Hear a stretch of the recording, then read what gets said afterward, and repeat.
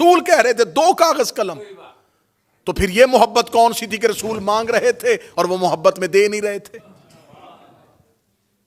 अब देखें, सामने दुश्मन भी बड़ा शातिर होता है।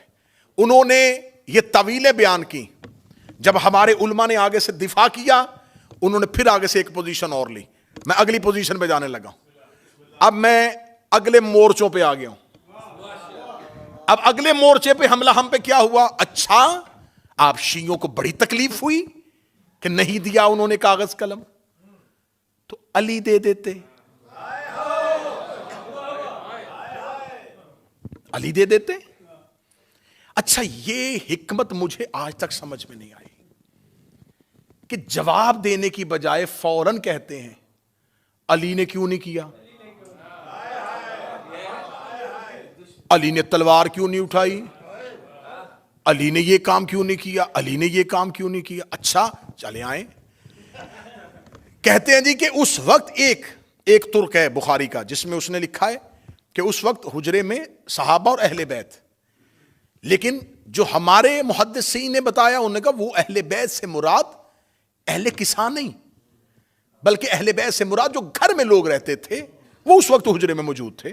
उनमें अजवाज भी हो सकती हैं, और नबी की 2 बीवियों का वहां पर होना इस हदीस में जाहिर हो रहा है, क्योंकि इसकी अगली रवायत जो है, इसके आगे जो चलती है, उसमें बयान हो रहा है उन 2 नबी की बीवियों का वहां पर मौजूद होना। तो हमारे मुहद्दिसीन ने लिखा कि वो अगर घर वालों की वजह से है, यहां पर अली मौजूद नहीं है। चलें, मान लिया तुम कहते हो कि अली को दे देना चाहिए था।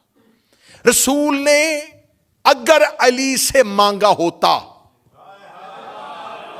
सर नहीं हिलाइएगा, मैं दिफा कर रहा हूं तुम्हारे मजहब का।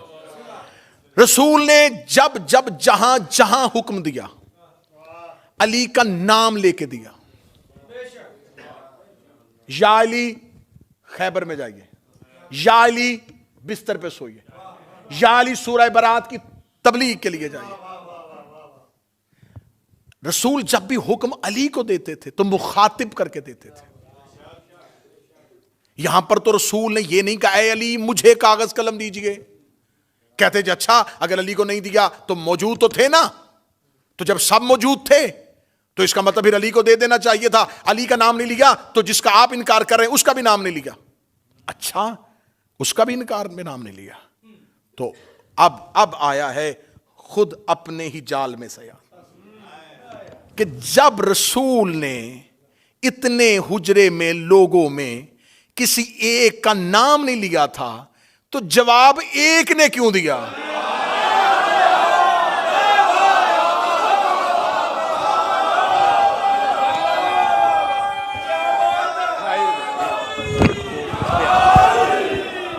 जवाब एक ने क्यों?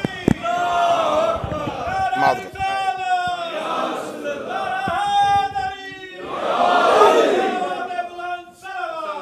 अल्लाहुम्मा सल्ले अला मोहम्मद। जवाब बता रहा है कि मुखातिब कौन था।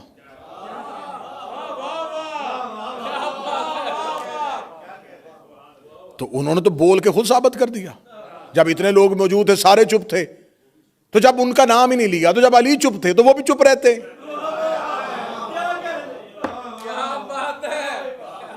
अच्छा, अली ने कागज कलम क्यों नहीं दिया? इस बात में बहस बाद में करेंगे। पहले ये बताओ, अली ने इनकार तो नहीं ना किया?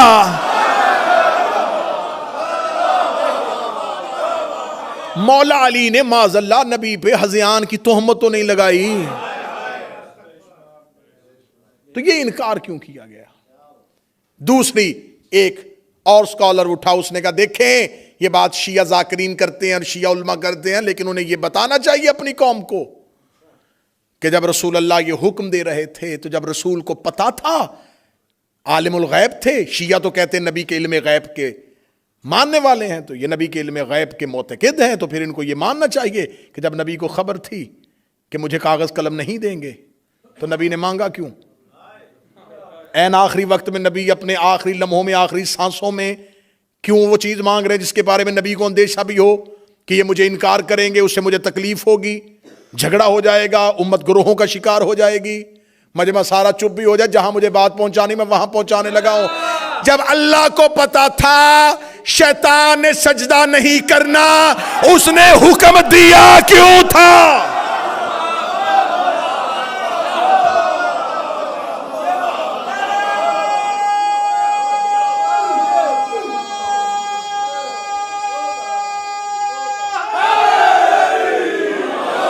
हम नबी के इल्म गैब में बाद में आएंगे कि नबी का इल्म गैब जो है वो कोई फिरका मानता है, कोई फिरका नहीं मानता, लेकिन अल्लाह को आलिमुल गैब हर ला इलाहा इल्लल्लाह पढ़ने वाला मानता है कि अल्लाह गैब का आलिम है, अल्लाह गैब का इल्म रखने वाला है, वो गैब के सारे पर्दों से वाकिफ है, वो गैब से सारे राज़ों से वाकिफ है। जब अल्लाह को पता था कि फरिश्तों की महफिल में एक ऐसा बैठा है जिसने इनकार कर देना है, तो अल्लाह ने सजदे का हुक्म क्यों दिया था? अल्लाह को पता था कि इसके दिल में आदम का बुग़्ज़ है, इसके दिल में आदम के लिए नफरत है। अल्लाह को पता था कि जब तक मैं आदम की खिलाफत का ऐलान नहीं करूंगा, इसकी दिल की मुनाफकत जुबान पे नहीं आएगी।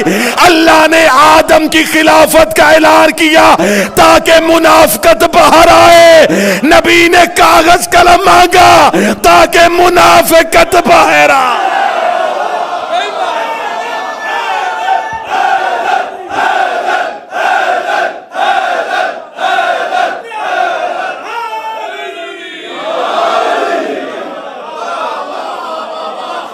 अल्लाह ने हुक्म दिया, अल्लाह ने हुक्म दिया ताकि मुनाफिकत बाहर आए। तो ये रसूल अल्लाह है, ये रसूल अल्लाह है, ये भी वही करता है जो अल्लाह करता है, बल्कि अल्लाह इससे वही करवाता है जो वो खुद करता।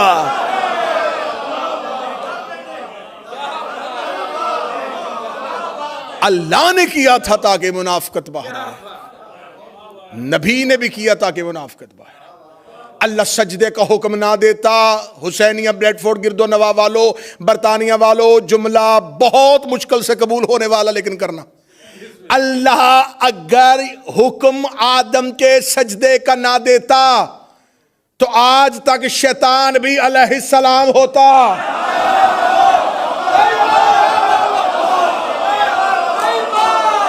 मजमा खामोश हो गया, मैं जुमला कह गया, क्योंकि वो अलैहिस्सलामों में रहता था।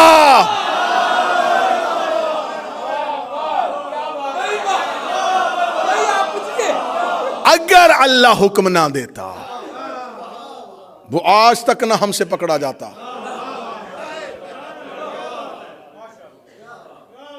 अल्लाह ने हुक्म दिया ताकि अलैहिस्सलामों में एक लानतुल्लाह बाहर आए।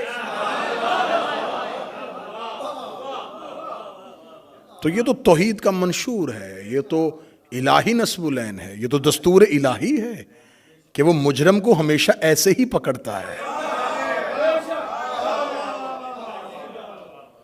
फिर रसूल ने कहा कि मैं तुम्हें लिख दूं ताकि तुम मेरे बाद गुमराह ना हो जाओ। अच्छा, अली ने क्यों नहीं लिखवाया? अली को गुमराही का खतरा होता तो लिखवाता।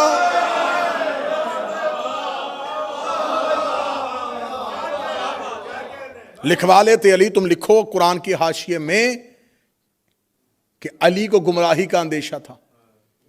अली तो मासूम है। तो रसूल ने साथ ही कहा था कि वो लिखवाए जिसने बाद में गुमराह होना है। सरना हलाना, जुबान से बोलना, मैं मेहनत करके पढ़ रहा हूं, तुम अली की बात करते हो। सलमान ने भी नहीं लिखवाया, अम्मार ने भी नहीं लिखवाया, मिकदाद ने भी नहीं लिखवाया। जब डॉक्टर नुस्खा लिखता है तो बीमार हाथ आगे करता है।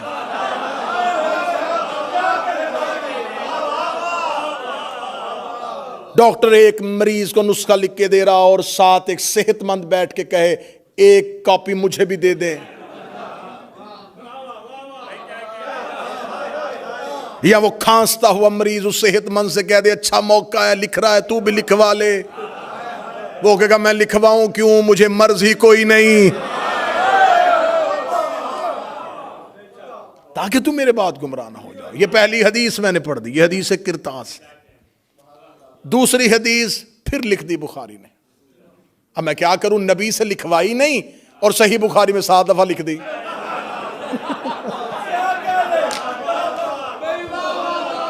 नबी से, किबला तुराबी साहब, नबी से एक बार नहीं लिखवाई।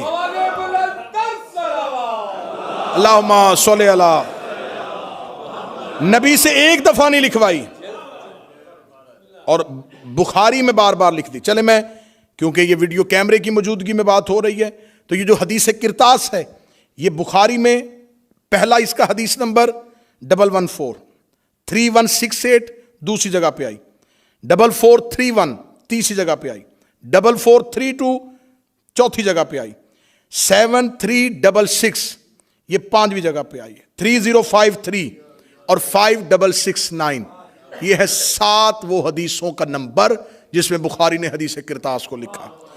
अब मैं जो हदीस आपके सामने पढ़ने लगा हूं, इस हदीस को फिर बुखारी ने 6576 पहला नंबर, 2367 दूसरा नंबर, 6582 तीसरा नंबर, 6585 6586 पे भी यही, 6587 पे भी यही, 7048 पे भी यही, 7049 पे भी यही और 7051 पे भी यही। ये अगली हदीस में मैं पढ़ने लगा हूं। पहली उतर गई जी, क्या बात है, बेहतरीन उतरी, क्या बात। रसूल ने कहा लिख दें, उन्होंने कहा हमें नहीं लिखवाना। क्यों? हस्बुना किताबुल्लाह, हमें अल्लाह की किताब काफी।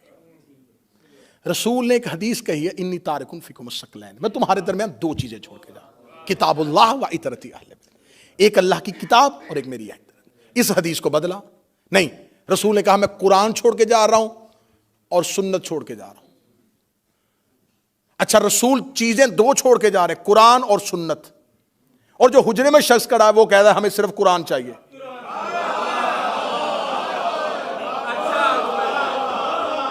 अब तुमने हदीस तुमने बदली, हमने नहीं बदली, हदीस तुमने बदली है। अब तुम्हारी बदली हदीस तुम्हारे गले में आने लगी है।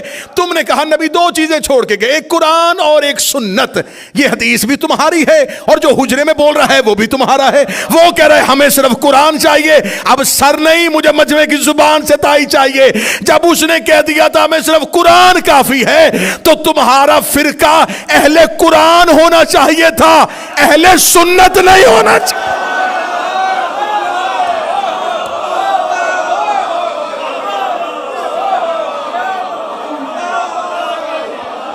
फिरके का नाम होना चाहिए था फिरकाए अहले कुरान।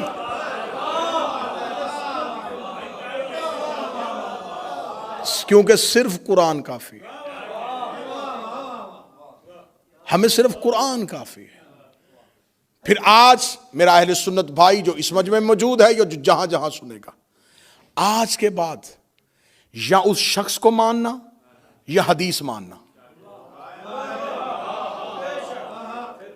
2 नंबरी मजहब में तो ना करो कि उसे भी मानो जो कह रहा है कि कुरान काफी है, फिर बाद में हदीस को भी मानो। अगर हदीसें पढ़नी है तो फिर उसे छोड़ो, अगर उसकी फर्माबरदारी करनी है, उसे मानना है, उस पर यकीन रखना है, फिर अहादीस का इनकार करो। क्योंकि उसने मजमा आम में कहा है कि हस्बुना किताबुल्लाह, हमें अल्लाह की किताब काफी है। दूसरी हदीस मैंने फिर उसके जो सारे नंबर नोट करवा दिए, ये हदीस फिर बुखारी में आ गई। इस हदीस को कहा जाता है इमरान भाई हदीस से हौस, 2 इमरान इकट्ठे और तज़किरा आले इमरान का। दूसरी जगह पे हदीस आई हदीस से हौस। इस हदीस के 4 तुर्क हैं, 5 रावी हैं, मुख्तलिफ असनाद के साथ इसको नकल किया गया। इसमें लिखा गया कि रसूल अल्लाह खुद बयान करते हैं कि क़यामत वाले दिन मैं हौज़े कौसर पे हूंगा, या कुछ मेरे असहाब में से कुछ लोगों को लाया जाएगा। जो ही वो मेरे करीब आने लगेंगे तो फरिश्ते उनको हौज़े कौसर से ऐसे हटाएंगे जैसे अजनबी ऊंट को खेत से निकाला जाता है। वो उन्हें हटाएंगे, धक्के मार के हटाएंगे। एक अजनबी ऊंट, ये अरब की मिसाल है कि एक चरता हुआ ऊंट किसी के खेत में चला जाए तो वो प्लीज कह के तो नहीं उसे निकालेगा। उस किसान को कितनी तकलीफ होगी जिसकी फसल को एक आवारा ऊंट आ जाए। अब मैं नहीं बयान कर सकता कि क़यामत वाले दिन क्या होगा, बस तुम अपने जहन में अपने मुआशरे की मिसाल रख दो कि जैसे वो निकालता है ऐसे फरिश्ते उन्हें हटाएंगे, पीछे कर देंगे हौज़े कौसर से, और नबी कहेंगे मेरे अल्लाह ये मेरे असहाब हैं। हदीस में लफ्ज असहाब आया मेरे पास मौजूद। रसूल कहेंगे मेरे अल्लाह ये मेरे असहाब हैं, या फरिश्ते कहेंगे या रसूल अल्लाह इन्होंने तेरे बाद तेरे दीन को बदल दिया था और गुमराह हो गए थे। बोलो जो अली के नौकर बैठे हो, जो हुसैन के अज़ादार बैठे हो,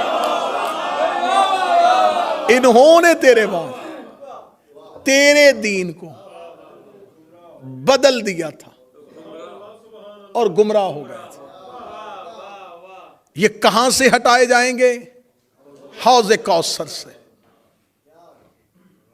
या रसूल अल्लाह अगर आपने, और यहां पर लफ्ज आया है कि मेरे असहाब में से, शुक्र है कि हदीस लिखने वालों ने असहाब लिख दिया है। ये इस इल्मी जुर्रत को सलाम करना चाहिए कि यहां असहाब लिख दिया है कि मेरे असहाब में से कुछ लोग आएंगे जिनको हटा दिया जाएगा। इन्हें तूबा से नहीं फरिश्तों ने हटाया, फरिश्ते पहुंचाते पहुंचाते इन्हें हौज़े कौसर तक ले आए। जब इनको हटाना ही था तो फरिश्ते तो मासूम हैं, इन्हें महशर की अदालत में पहले ही हटा देते। वहां नहीं हटाया, तूबा पे नहीं हटाया, जहां नामा इमाल तुल रहे थे वहां नहीं उठाया। हौज़े कौसर आखिरी चेक पोस्ट है जन्नत के बाहर।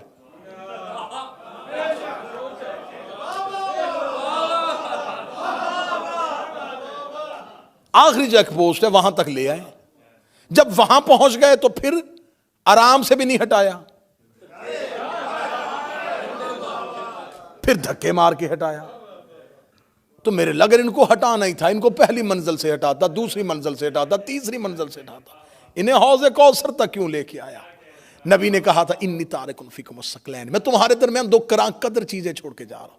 एक अल्लाह की किताब, दूसरी मेरी अहले बैत। इनके साथ मुतमस्सिक रहना, इन्हें पकड़े रखना, ये तुम्हें हौज़े कौसर तक ले आएंगे। हाय हाय हाय हाय। इसका मतलब है कि हौज़े कौसर तक कुरान भी आ गया, अहले बैत भी आ गए, और ये लोग भी आ गए। जब ये लोग हौज़े कौसर में पहुंचे तो कुरान भी वही खड़ा था, अहले बैत भी वही खड़े थे।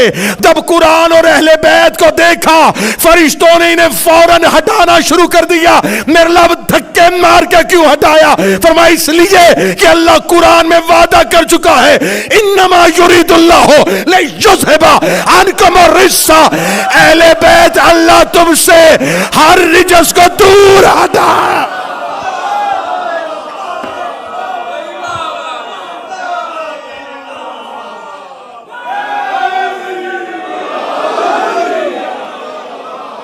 ये है हौज़े कौसर। इस हदीस को कहा हदीस हौज़, हौज़ वाली हदीस। हौज़ कहते हैं तालाब को। इस चश्मे का नाम कौसर नहीं है। हाँ हाँ हाँ समझना, ये है हौज़े कौसर, कौसर का चश्मा।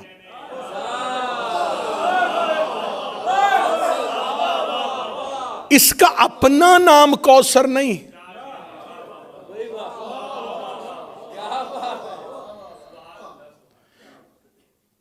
ये है कौसर का चश्मा। इसका मतलब कौसर और है, चश्मा और है। अगले जुमले तक मुझे अजादार मातमी की ताई चाहिए। फरिश्ते इन्हें घसीट कर कौसर तक लेके आए थे। खुदा कुरान में कहता इन्ना आतैना कल कौसर, मेरा मोहम्मद हमने तुम्हें कौसर अता की है। आइमाए अहले बैत ने कहा कौसर से मुराद है हमारी दादी ज़हरा। इसका मतलब ये है ज़हरा का चश्मा, ये है ज़हरा का चश्मा। बंदे ज़हरा के चश्मे से हटाए इसलिए गए कि मोहब्बत नबी का दावा करते थे, दुश्मनी ज़हरा से करते थे।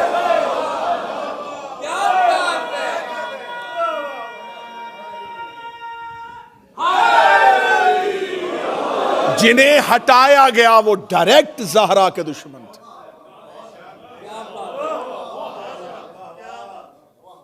अगली सतर भी तुम्हारा ही हक बनता है और तुम्हें हदिया की जाए। हौज़े कौसर पे जो ड्यूटी करेंगे, हौज़े कौसर पे नबी